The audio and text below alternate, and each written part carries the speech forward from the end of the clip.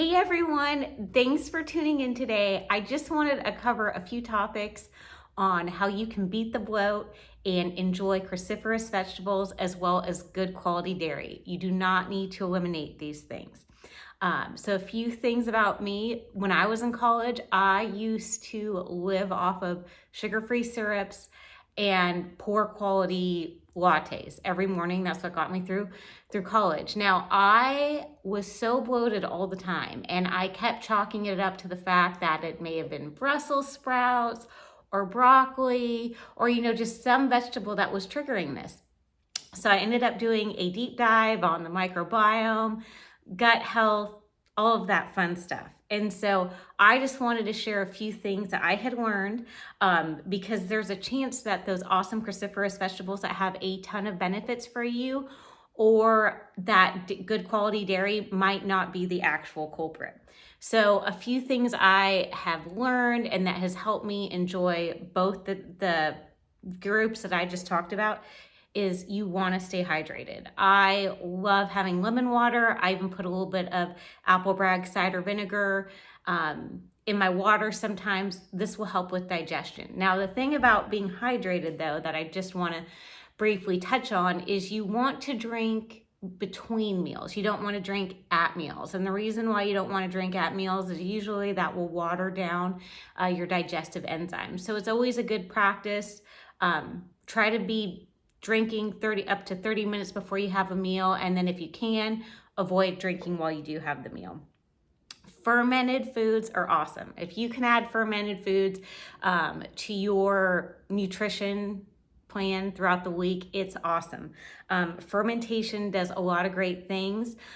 There's a lot of great products out there, even if you don't want to ferment your own food. Like, for example, you can grab a kombucha drink on the go. Sauerkraut's awesome. And also kimchi is a great Asian side dish that you might want to start pairing with some of your meals. And then my favorite that I have almost every day, and this is great news, especially for people that have been maybe avoiding dairy like the plague. And yes, there are dairy intolerances, so I do want to be mindful of that. But for those that don't have an intolerance, Greek yogurt is awesome. It's loaded with probiotics. It's great for your gut health. I'm going to start talking more about the parfaits I make with it. I can't get enough of Greek yogurt. It's loaded with probiotics. It's one of my favorite things. Now, also, here's the fun fact. A lot of people, and rightfully so, were switching over to nut milks because they were lactose intolerant. Now, the thing is, lactose intolerance is definitely a thing. So, if that's what you are, then yes, keep avoiding what you need to avoid. But if you're not, I got great news for you. Sometimes nut milks they have other additives in there. So you always want, just because something's almond milk does not mean it's necessarily good. So you want to check the back of that. But I love kefir. And what kefir is, it's a good quality dairy product that has fermented milk. And what fermented milk does is it not only keeps longer, but it does kill off a lot of the lactose, and it has a lot of great minerals and vitamins in it. So that's something you can be adding to your smoothies to help. Now I know. I mean, who doesn't love a glass of wine and beer? Now, the thing is, anything, even that's good, is nothing that is not in moderation, or as the saying goes, too much of a good thing is a bad thing. So you do want to scale back if you are drinking alcohol. That's also going to help with your just a good, healthy gut. Now, here are some powerhouse vegetables, fruits, and herbs that are not only awesome, but they're great for digestion.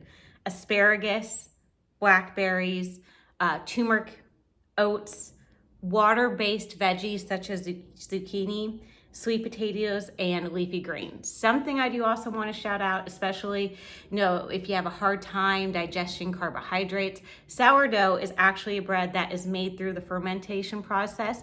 There's a lot of people that, even though they might have a tough time eating breads, they have really loved eating sourdough. They find that it really helps with digestion. And then some things, and then also as of recent, now it's not something I do, but some people do say it helps, is celery juice. If you're still having problems with like your veggie and fruit intake, a really good option is to throw them in the blender, and that should really help. And then just some additional tips. Typically when it does come to cruciferous vegetables, you do want to be cooking them. That's just going to help you out. Broccoli cooked is going to help. Brussels sprouts cooked, that's really going to help. And then in addition, when it does come to grains, soaking, let's say, your rice or beans the day before you cook them, that also really helps with the digestions and kind of can wipe out some of those elements that aren't that great. So you don't have to remove grains from your diet. Sometimes just soaking them, fermenting them, especially with legumes and rice, you're also going to see a lot of help with that. Now, just some additional tips I just want to throw out there. Magnesium is a good supplement to be taking. Again, always follow the guidelines. Talk to a doctor before you start any supplement line.